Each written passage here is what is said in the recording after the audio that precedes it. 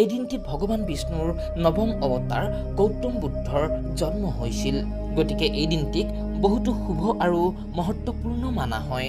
কোৱা হয় যে এই দিনটিত কৰা যিকোনো উপায় অতি ফলদায়ী হয়।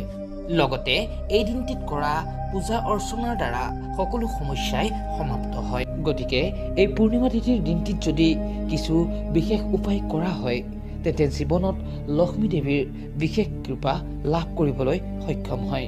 গতিকে ইয়াৰ ভিতৰতে আজি এনে এক উপায়ৰ বিষয়ে আলোচনা কৰিম যাৰ দ্বাৰা দেৱী লক্ষ্মীৰ কৃপা আপুনি লাভ কৰিব, ফলত আপোনাৰ অৰ্থ সমস্যা দূৰ হ'ব।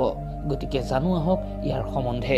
বন্ধুসকল, কোৱা হয় যে এই পূৰ্ণিমা তিথিৰ দিনটিত আহঁত গছত মা লক্ষ্মীৰ আগমন হয়।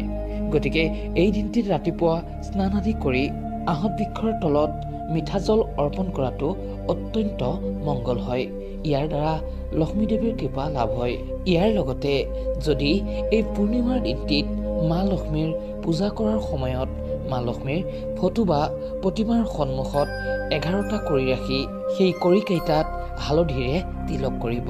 ইয়াৰ পাছত পূজাৰ শেষত লক্ষ্মী দেৱীৰ ওচৰতে আপুনি সেই 11টা কৰি ৰাখি থব।